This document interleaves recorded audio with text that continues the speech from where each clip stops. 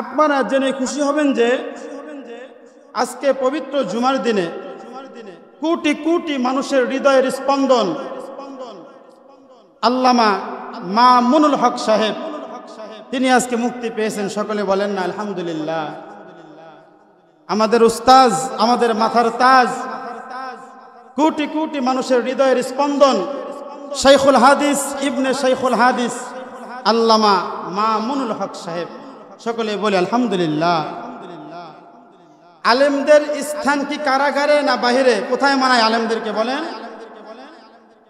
আলেমদের স্থান বাহিরে। আলেমরা তো মানুষদেরকে তালিম তরবিয়ত দিবে, কথা বলেন ঠিক কিনা? সম্মানিত উপস্থিতি, বিবাহ বৈধ না অবৈধ এটা প্রমাণ করার জন্য যেই জাতির 3টা বছর লেগে যায়, সেই জাতির কপালে দুঃখ ছাড়া আর কোনো কিছু হতে পারে না, কথা বলেন ঠিক কিনা? সম্মানিত মুসল্লিবৃন্দ, আমরা দেখেছি বাংলাদেশের নায়ক নায়িকা, গায়ক আর গায়িকারা যেখানেই যায় সেখানেই গিয়ে একটা বিবাহ করে। জানি কেমনে? ওরা তো জানায় না। কয়দিন পরে যখন যার সাথে বিবাহ বন্ধনে আবদ্ধ হয়, পেটে বাচ্চা চলে আসে, সোশ্যাল মিডিয়ায় ভাইরাল হয়, তখন আমরা বুঝি যে অমুকের সাথে অমুকের বিবাহ বন্ধনে আবদ্ধ হয়েছে, কথা বলেন ঠিক কিনা?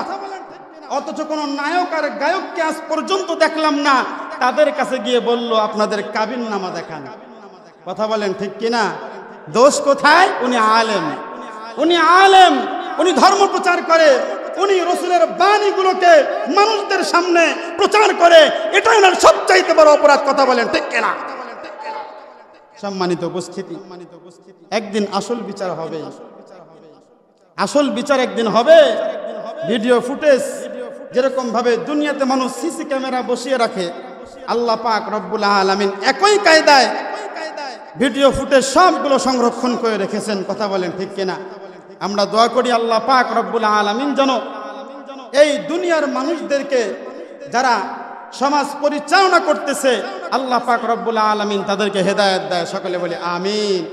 সম্মানিত উপস্থিতি, দুঃখের বিষয় হলো সত্যি যে নায়ক নায়িকা আর গায়ক গায়িকারা অপকর্ম করলে তাদের কাছে কাবিননামাও চায় না। আরেকজন আলেম যদি বলে আমি বিবাহ করেছি, কবে বিবাহ করেছেন, কোথায় করেছেন, কাজীর নাম কি, কোন স্থানে করেছেন, সাক্ষী কে কে, নাম কি কি, এইগুলো না জানা পর্যন্ত সাংবাদিকেরও পেটের ভাত হজম হয় না, কথা বলেন ঠিক কিনা? আল্লাহ পাক রব্বুল আলামিন তাদেরকে সঠিক বুঝ দান করুক, সকলে বলি আমিন। এবং নির্দোষ যত কারাবন্দী আছে আলেমরা, আল্লাহ পাক রব্বুল আলামিন সকলের দ্রুত মুক্তির ব্যবস্থা করে দিক, সকলে বলি আমিন। সম্মানিত উপস্থিতি, বলছিলাম অনাবৃষ্টি এটাও একটা কারণ যখন দুনিয়াতে জুলুম বেড়ে যাবে। কি বেড়ে যাবে? কি বেড়ে যাবে বলেন? জুলুম বেড়ে যাবে। সম্মানিত উপস্থিতি, এই যে আমরা দুনিয়ার মধ্যে বৃষ্টির জন্য দোয়া করতেছি, বৃষ্টি কোথাও হচ্ছে না, মানুষগুলি কষ্ট করতেছে অনাবৃষ্টির কারণে।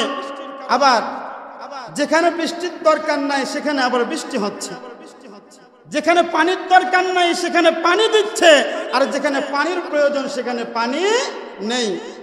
সৌদি আরবের দিকে তাকান, দুবাইয়ের দিকে তাকান, সেই দেশে ৭৫ বছরের মধ্যে কোনো এত ভয়াবহ বন্যা হয় নাই। আল্লাহু আকবার বলবেন না? এগুলো কিসের আলামত? বোঝেন? কিছু বোঝেন? এগুলো কিসের আলামত? যেখানে পানির দরকার নাই সেখানে আল্লাহ পানি দেয়, আর যাদের পানির প্রয়োজন নামাজ পড়তেছে ওদেরকে আল্লাহ পানি দেয় না। এর মানে বুঝতে হবে ডাল মে কুছ কালা হয়, কথা বলেন ঠিক কিনা? ডাল মে কুছ কালা হয়। নামাজ পড়তেছে বৃষ্টির জন্য। আপনারা দেখেছেন সারা বাংলাদেশ মানুষ মাঠে গিয়ে ইস্তেসকারে নামাজ পড়তেছে।